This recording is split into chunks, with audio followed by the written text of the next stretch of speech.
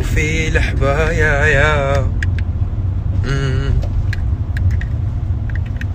وقد مالي جوزائي.